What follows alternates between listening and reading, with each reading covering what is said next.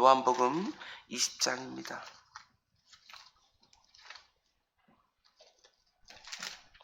요한복음 20장 고난주간과 부활주의 이어서 계속해서 요한복음 말씀 보고 있습니다. 다음 주 월요일까지 해서 21장까지 마치고 화요일부터 사도행전 강해 다시 시작하려고 합니다. 요한복음 20장 19절부터 23절까지 우리 한 절씩 교독하겠습니다.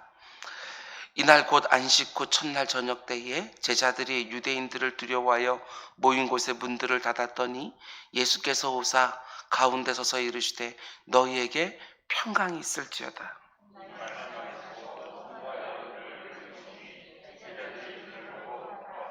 예수께서 또 이르시되 너희에게 평강이 있을지어다. 아버지께서 나를 보내신 것 같이 나도 너희를 보내노라.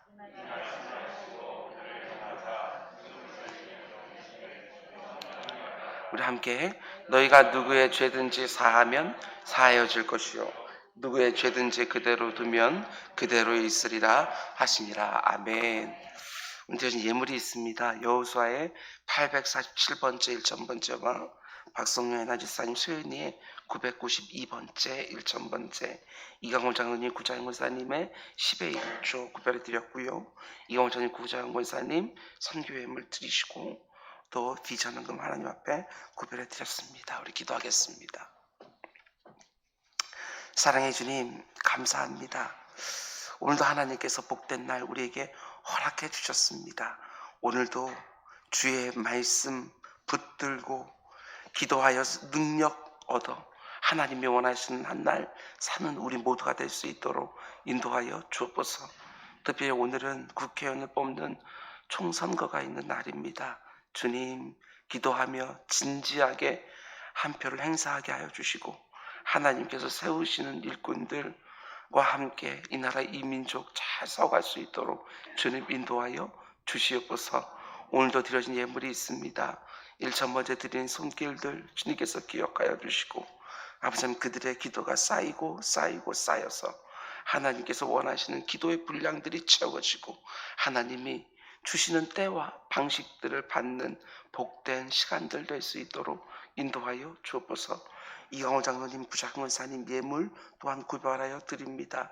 아버지 하나님 오랫동안 아버지 하나님 또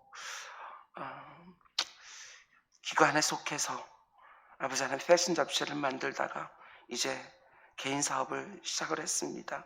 주님께서 함께 붙들어 주시사 이광호 장로님 안에 하나님께 주신 각양 좋은 것들이 아버지 많은 사람들에게 즐거움을 주게 하시고 그를 통하여 예수 믿는 사람들 점점점 더 많아질 수 있도록 인도하여 주옵소서. 슬픔 있는 사람들 아버지님 기쁨을 얻게 하여 주시고 낙심하고 좌절한 사람들에게 새로운 희망을 주는 복된 아이콘이 될 수 있도록 주님 인도하여 주시옵소서. 우리 구자근 권사님 새벽마다 반주로 예배를 섬기고 기도자들을 섬깁니다. 그의 육신의 연약함을 주님께서 아십니다. 주님 세밀하게 만져주셔서 아버지 주님께서 원하시는 일들 감당하여도 지치지 않도록 주님 인도하여 주시옵소서. 또 어머니 권사님이 또 육신의 연약한 가운데 있습니다. 주님도 세밀하게 만져주셔서 그 가운데 속에 하나님의 치유하심과 유지케 하심 아버지 하나님 볼 수 있도록 인도하여 주옵소서. 아버지 하나님 주님께서 또한 사랑하신 우리 신인호 권사님 사랑하는 오빠를 아버지 하나님 먼저 보냈습니다. 아버지 오랫동안 암으로 투병하다가 아버지 하나님 이렇게 또 영원한 작별을 또 하게 되었습니다. 아버지처럼 키워주신 오빠라고 울먹이는 권사님 보았습니다. 내 주 아버지 하나님 모든 장례 절차들 잘 마칠 수 있도록 인도하시고 아버지 그 마음 가운데 위로하여 주옵소서. 이 모든 말씀 예수님의 이름으로 기도드렸습니다. 아멘. 아멘. 여러분 잘 오셨습니다. 오늘도 하나님께 주신 좋은 날인 줄 믿습니다. 아멘. 아멘. 오늘 말씀의 제목은 부활의 증인에게 필요한 평강, 성령 충만, 용서함으로 하나됨이라는 제목으로 말씀 전하도록 하겠습니다. 누가 살아서 역사하시는 예수 그리스도를 전하는 증인이 될 수 있느냐? 마음 가운데 평강을 가진 사람들, 성령으로 충만한 사람들, 서로 용서함으로 하나된 공동체, 이런 제목으로 말씀 전하도록 합니다. 부활하신 주님이 제자들을 찾아오셔서 크게 네 가지 말씀해 주셨지요. 첫 번째, 너에게 평강이 있을지어다 평안을 너에게 주노라. 두 번째, 아버지께서 나를 보내신 것 같이 나도 너희를 보내노라. 세 번째, 성령을 받으라. 네 번째, 너희가 누구의 죄든지 사하면 사하여 줄 것이요 너희가 누구의 죄든지 그대로 두면 그대로 있으리라. 여러분, 저는 이 네 가지 말씀 중에 가장 중요한 말씀은 두 번째 말씀, 아버지께서 나를 보내신 것처럼 나도 너희를 보내노라. 이 파송의 말씀이라고 생각을 했습니다. 왜냐하면 예수님이 부활하셨다가 승천하실 때에 마지막으로 주신 명령도 무엇이었습니까? 가서 제자 삼아라. 복음 증거해라. 이 말씀이었기 때문에 그렇습니다. 그런 면에서 보면 예수님이 주신 다른 세 가지 말씀들도 두 번째 명령과 깊은 관련이 있습니다. 어제 새벽에 말씀드린 것처럼 제자들을 찾아가 주신 첫 번째 말씀, 너에게 평강이 있을지어다 평안을 너에게 주노라. 왜 평강을 복음 증거와 함께 주십니까? 그래야 제자들이 복음을 제대로 전할 수 있기 때문에 그렇습니다. 복음을 전해야 되는 증거자에게 평강이 없으면 어떻게 복음을 전할 수 있겠느냐는 것이지요. 복음 증거자 안에 염려와 근심과 두려움이 가득하면 그 전하는 복음이 어떻게 힘을 얻을 수 있겠나?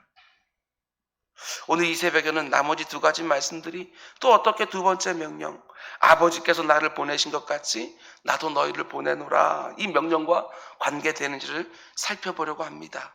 오늘 말씀과 함께 내가 복음 증거자로 내게 무엇이 있어야 되는지, 내가 무엇을 구해야 되는지 하나님의 음성을 듣는 귀한 시간이 되기를 주님의 이름으로 축원을 드립니다. 예수님이 세 번째로 주신 말씀은 성령을 받으라, 이 말씀입니다. 예수님의 제자로서 이 세상에 나가서 부활의 증인이 되는데 성령 하나님의 도우심이 없으면 절대로 안 된다. 내 능력, 내 지혜, 내 설득으로는 사람 영혼 주님께로 인도하지 못한다. 이런 말이지요. 오늘 본문에서만 아니라 주님이 또 말씀하셨습니다. 사도행전 1장 4절, 사도와 함께 모이사 그들에게 분부하여 이르되 예루살렘 떠나지 말고 내게서 들은 바 아버지께서 약속하신 것을 기다려라. 아버지께서 약속하신 성령, 아직 예루살렘 떠나지 말고, 아직은 복음 전하러 가지 말고 성령 하나님 기다려라. 기다렸다가 1장 8절, 오직 성령이 너에게 임하시면 너희가 권능을 받고 예루살렘과 온 유대와 사마리와 땅끝까지 가서 나의 증인 되리라. 성령으로 충만하지 않으면 복음 증거 사명을 절대로 감당하지 못한다고 말씀합니다. 왜 그렇습니까? 왜 성령으로 충만하지 않으면 복음을 전할 수 없느냐? 누구보다도 복음을 열심히 전하던 사도 바울이 고린도전서 2장 4절과 5절에서 이렇게 말합니다. 한번 찾아볼까요? 굉장히 중요한 부분이에요. 고린도전서 2장입니다. 고린도전서 2장 4절과 5절. 성경책에 밑줄 앉혀 있으면 쳐놓으십시오. 고린도전서 2장 4절과 5절 제가 읽어드립니다. 사도 바울이 이렇게 말하죠. 내 말과 내 전도함이 설득력 있는 지혜의 말로 하지 아니하고 다만 성령의 나타나심과 능력으로 하여 너희의 믿음이 사람의 지혜에 있지 아니하고 다만 하나님의 능력에 있게 하려 하였노라. 굉장히 중요한 말씀입니다. 저는 이 말씀을 이렇게 묵상했어요. 복음 증거할 때에도 설득력 있는 지혜의 말로 되어지는 것이 아니라 성령의 나타나심과 능력으로. 단지 복음 전도하는 것만 사람의 지혜에 달리지 않고 하나님의 능력에 달리는 것이 우리의 모든 것이, 성도의 모든 것이 나의 지혜와 능력에 달린 것이 아니고 하나님의 지혜와 능력에 달린 것이고 나의 무엇인가에 달린 것이 아니라 하나님이 허락해 주어야 뭔가 내 손에 쥐어지는 이것이 성도의 믿음 아니겠어요? 굉장히 중요합니다. 사도 바울이 왜 이렇게 말했겠어요? 제가 전도를 해보니까 성령 하나님 역사해 주지 않으시면 아무리 자기에 있는 지혜를 총동원을 해도 안 된다는 걸 수없이 경험했기 때문에 지금 이런 말 하는 것이죠. 그 대표적인 사례가 사도행전 17장에 나옵니다. 17장 찾아보셔요. 사도행전 17장. 다 거기서 거기니까요. 사도행전 17장. 사도행전 17장. 16절 말씀부터 볼게요. 17장 16절 이하의 말씀입니다. 16절 말씀 보면 사도 바울이 아테네 지역 가서 복음을 전하는데 그때 어떤 방식으로 복음을 전했느냐? 16절. 바울이 아덴에서 그들을 기다리다가 그 성에 우상이 가득한 것을 보고 마음에 격분하여 회당에서는 유대인과 경건한 사람들과 또 장터에서는 날마다 만나는 사람들과 뭐예요? 변론하니. 만나는 사람들마다 회당이든지 장터든지 만나는 사람들마다 날마다 변론을 했다고 말을 합니다. 그리고 18절. 어떤 에피쿠로스와 스토아 철학자들도 바울과 이번엔 뭐예요? 쟁론했다. 아테네에서도 사도 바울이 복음을 전했어요. 우리가 그를 아는 것처럼 그는 정말 열심히 복음 전했을 거예요. 그런데 어떤 방식으로 복음을 전했습니까? 만나는 사람들마다 변론하면서 복음을 전했습니다. 사도 바울 자신이 공부를 아주 많이 한 사람이기 때문에 철학자들과 쟁론하며 복음을 전한 거예요. 근데 그 결과가 어떻게 되어지느냐? 32절부터 또 보십니다. 32절부터 그들이 죽은 자의 부활을 했고 예수 그리스도의 부활을 했고 지금 사도 바울은 부활의 증인이 되어 있어요. 그런데 어떤 사람들은 조롱하고 어떤 사람은 일에 대하여 네 말을 다시 듣겠다 하니 이에 바울이 그들 가운데서 떠나매 몇 사람이 그를 가까이 하여 믿으니 단지 몇 사람만 바울의 복음을 듣고 믿었다. 사도 바울이 아테네에 갔을 때 어떻게 복음을 전합니까? 변론하고 쟁론하며 다시 말해서 설득하면서 복음을 전한 거예요. 근데 그 결과가 뭐냐? 많은 사람들은 조롱했고 그 중에 일부는 판단을 보류했고 단지 몇 사람만 복음 믿었다. 그런데 19장으로 2장 넘겨서 한번 보세요. 19장 1절과 2절 말씀 보면 사도 바울이 전도 방법을 완전히 바꾼 것을 보게 되어집니다. 1절과 2절. 아볼로가 고린도에 있을 때 바울이 윗지방으로 다녀 에베소에 와서 어떤 자들을 만나 이르되 너가 믿을 때 성령을 받았느냐? 이르되 아니라 우리는 성령이 계심도 듣지 못하였노라. 바울이요 성령에 집중하기 시작합니다. 에베소는 사도 바울의 전도 방법이 달라져요. 이어지는 구절들을 보면 바울이 그들에게 예수 그리스도의 이름으로 세례를 주고 성령 임하기를 기도해요. 그런데 그 결과가 뭐냐? 6절. 바울이 그들에게 안수하며 성령이 그들에게 임하심으로 방언도 하고 예언도 하니 성령 하나님의 역사가 나타나기 시작을 해요. 그리고 11절과 12절. 하나님이 바울의 손으로 놀라운 능력을 행하게 하시니 주어가 달랐어요. 달라진 거예요. 아테네에 있을 때는 계속해서 사도 바울이 만나는 사람들과 변론하고 쟁론하고 사도 바울이 자신의 지혜를 가지고 자기가 힘으로 한 거예요. 근데 여기서는 하나님이 바울의 손으로. 이게 멋진 거예요. 우리가 사모하고 기도하는 이유도 바로 이거예요. 하나님이 나를 통해서 내 손을 통해서 저 같으면 제 설교를 통해서 하나님이 역사하는 것이지. 이게 중요한 거라고요. 정말로.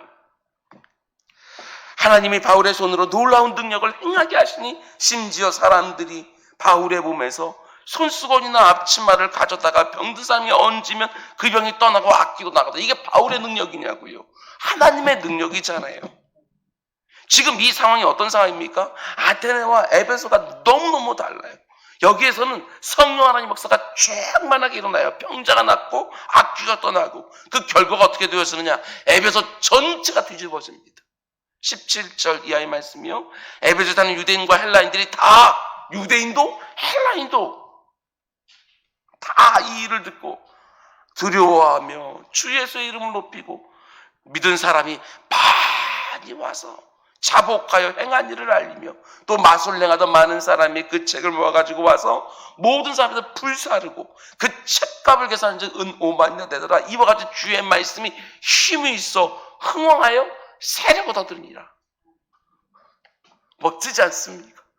아테네에서 사도 바울이 복음 전할 때 최선 다했어요. 물론 설득했어요. 논쟁을 변론했어요. 자신의 지혜로 복음 전했어요. 그 결과 몇 사람만.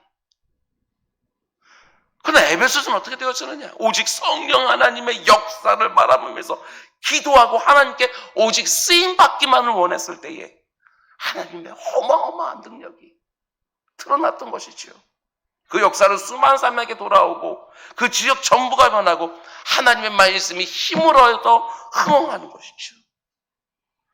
그래서 사도 바울이 이렇게 말하는 것입니다. 고린도전서 2장 4절 아까 말씀드린 거, 내 말과 내 전도함이 설득력이 있는 지혜의 말로 하지 않고 다만 성령의 나타나심과 능력으로 하기를 원한다. 설득력 있는 지혜 말로 전할 때는 열매가 적었지만 성령의 나타나심과 그의 능력으로 전할 때는 아주 풍성한 열매가 있었던 거예요. 깨닫는 은혜가 있게 주님을 축원드립니다. 오늘 우리가 기도하는 이유도 다른 거 아닙니다. 내 지혜로 할 때, 내 능력으로 할 때 조금 도와주십시오. 이게 아니라고요. 하나님, 새로운 아이디어를 창조하여 주십시오. 내 손에 힘있게 해주십시오. 오병이어 같은 인생이지만 하나님 마음껏 써주십시오. 이게 우리 기도 제목이죠. 부활하신 예수님께서 제자들을 찾아와서 내가 너희를 보내노라 이 말씀을 하신 다음에 곧바로 이어서 성령 받으라 이렇게 말씀하신 이유가 무엇이냐? 성령 역사 없이는 우리가 절대로 부활의 증인이 될 수 없기 때문에. 여러분, 부활의 증인이 되기를 원하십니까? 내 삶에 지금도 살아서 역사하시는 하나님의 능력이 드러나기를 원하십니까? 그렇다면 성령의 충만함을 새벽마다 사모하시기 바랍니다. 성령 충만을 받으라 말씀하셨으니까 구하는 것 아니겠습니까? 우리 교회 역시 성령 하나님의 충만을 사모하는 교회가 되기를 원합니다.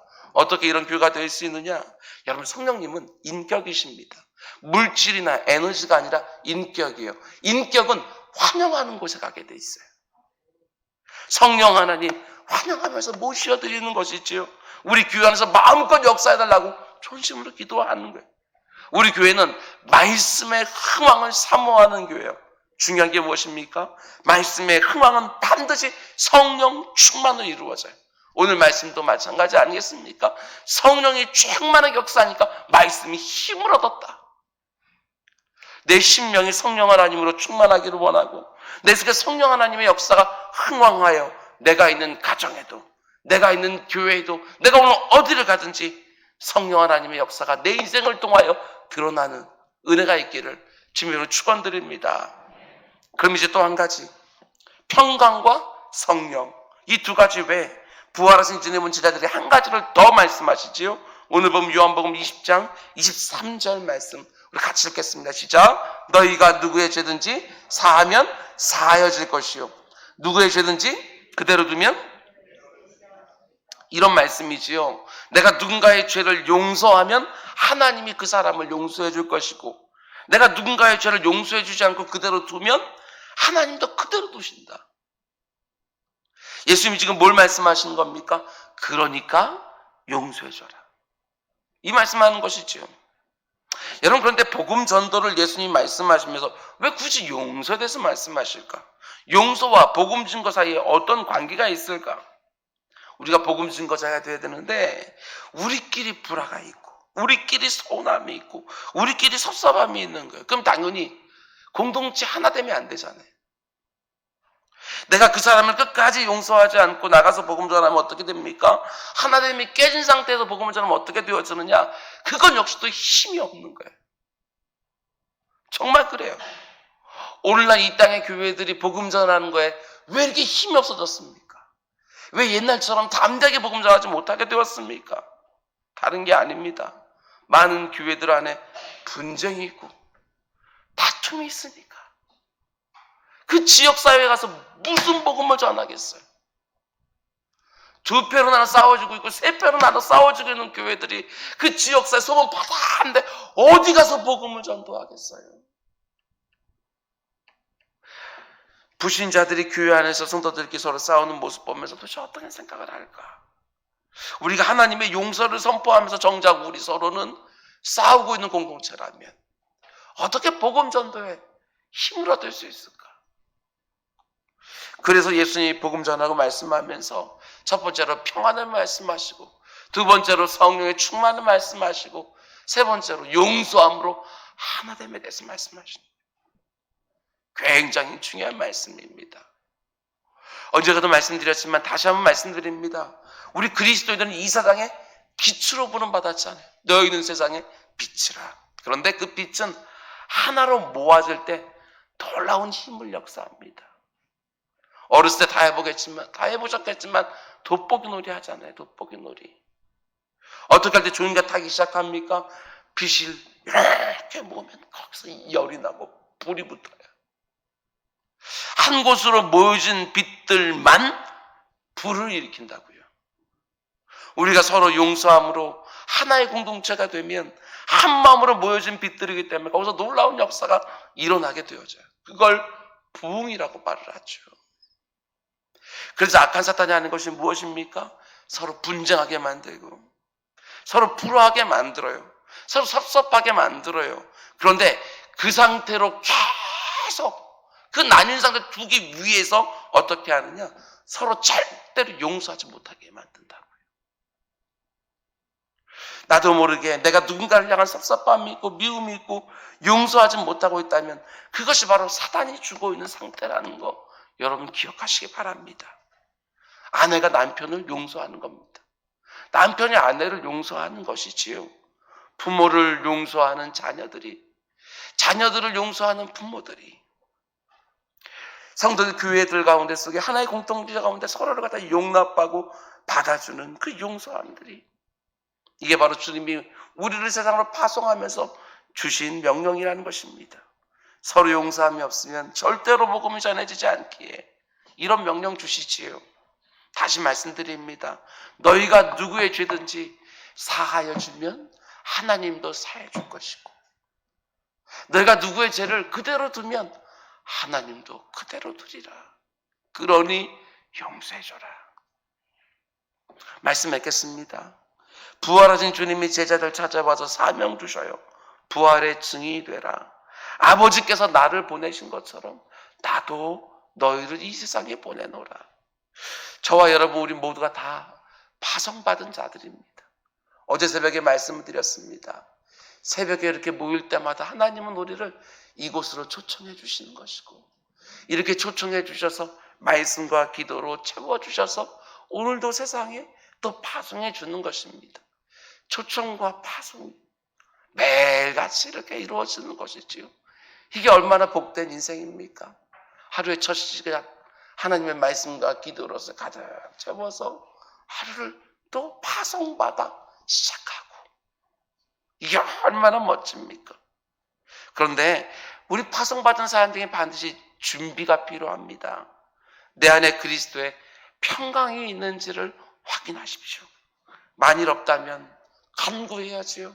주님, 내 안에 평강이 없습니다.